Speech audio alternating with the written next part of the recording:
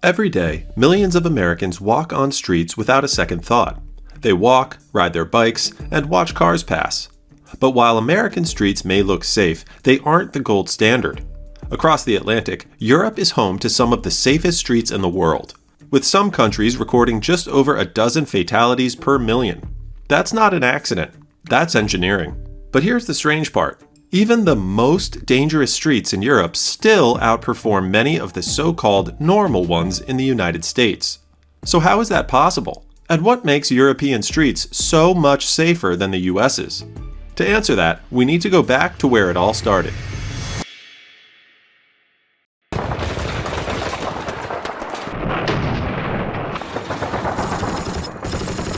After World War II, the world felt full of promise. In both the US and Europe, car ownership exploded. Families bought their first vehicles and suburbs began to sprawl. It felt like a new era, one where freedom came on four wheels. But that momentum didn't last. In the 1970s, the oil crisis hit hard. In America, gas prices doubled. In Europe, they more than tripled. Suddenly, the dream of endless driving came with a cost no one had planned for. Both sides of the Atlantic faced the same question. Should we keep building around cars or start thinking differently? In the US, the answer was more cars and more highways. But in Europe, the mood changed. People began to wonder, what if streets weren't just for traffic? What if they were for people? After a sharp rise in traffic deaths, especially among children, some cities reached a breaking point. In places like the Netherlands, protests broke out. Families took to the streets and demanded safer cities. And slowly, those demands became action. Year after year, Europe began reshaping how its cities worked. And today, the results speak for themselves. European streets are among the safest in the world. In some countries, your chances of dying in traffic are 4 times lower than in the US. But knowing why Europe changed isn't the full story. To really understand what America could learn, we have to look at how those changes took shape. And no country shows that better than the Netherlands.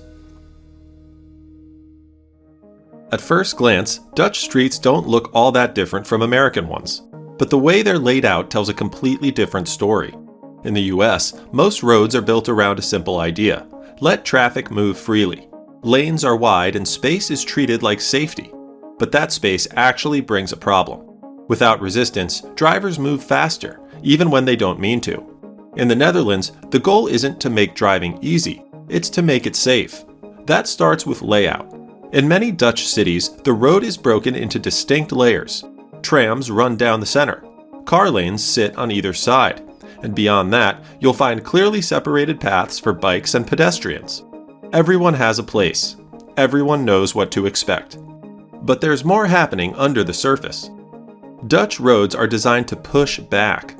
Lanes are winding and narrower, sometimes as slim as 2.75 meters, just tight enough to force drivers to stay alert.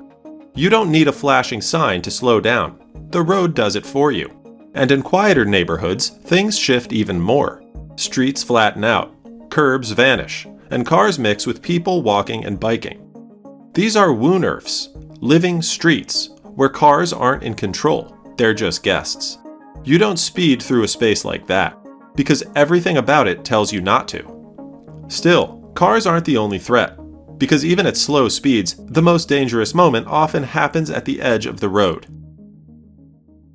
Crossing the street should be safe, but in the US, it often feels like a gamble. Long crossings and no room for error means even a single distracted moment can be deadly. In many cities, it's not uncommon for pedestrians to be struck in crosswalks that are barely visible. Dutch cities took a different approach. They made crossing the street unavoidable, not for pedestrians, but for drivers. It starts with elevation.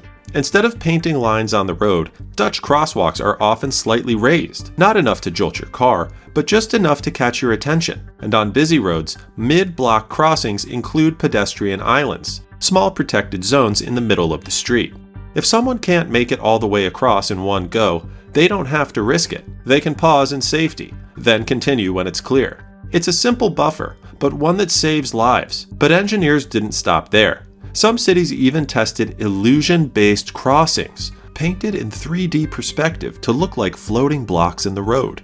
drivers instinctively slow down, even though the obstacle isn't real. It's psychological design, using what people see to guide what they do. But the most subtle, and perhaps most powerful design isn't for walkers.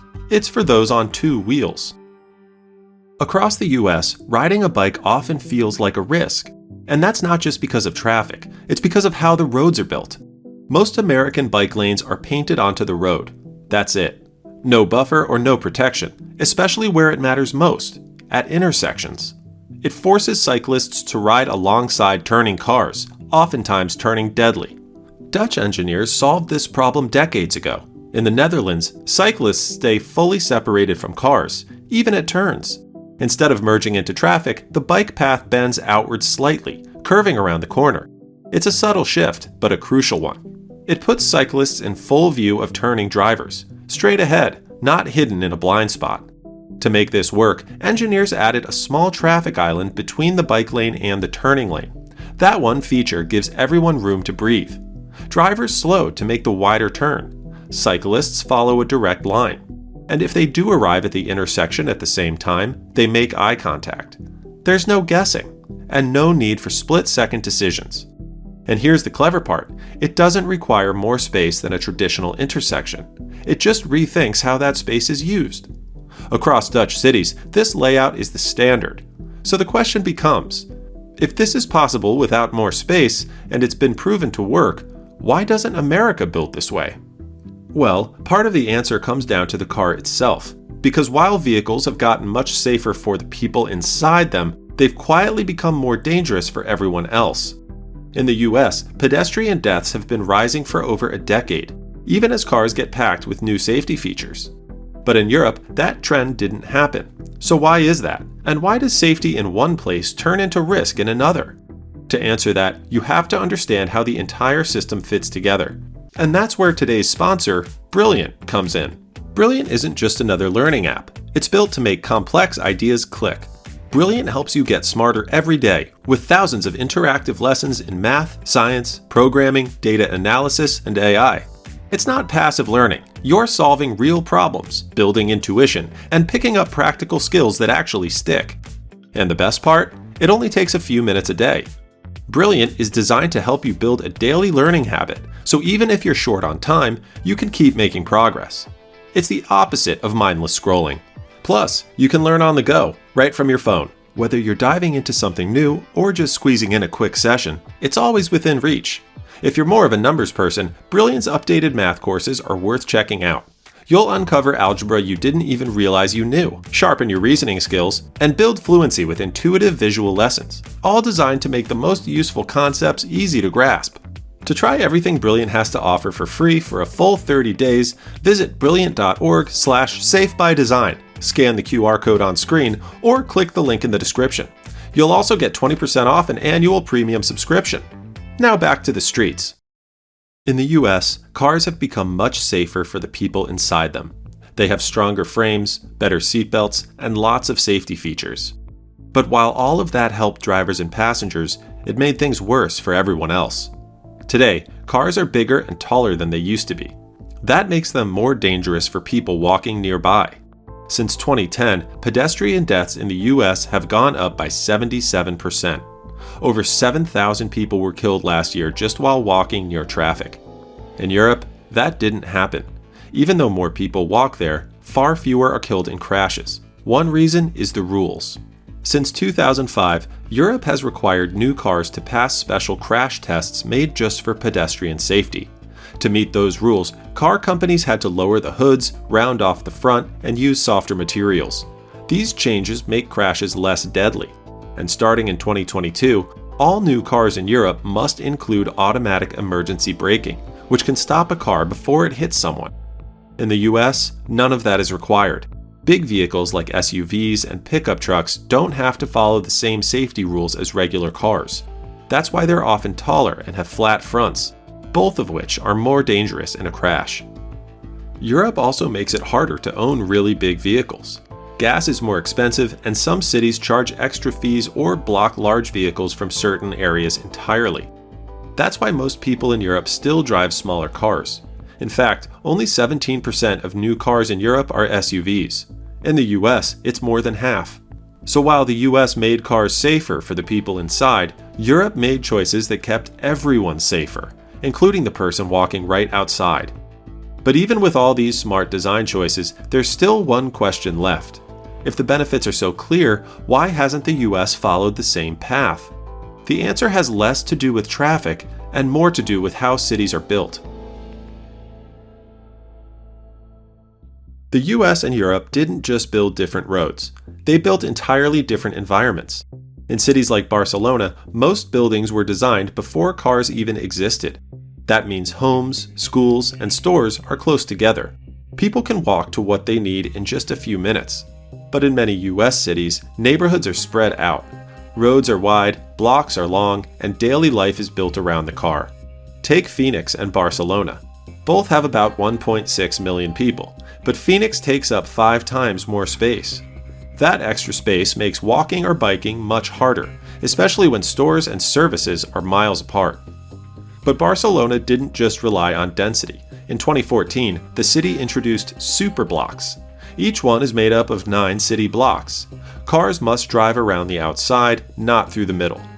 Inside, speed limits are lowered to walking speed, and parking is replaced with spaces for markets, games, and public life. In one test zone, pedestrian space jumped from 45% to 74%.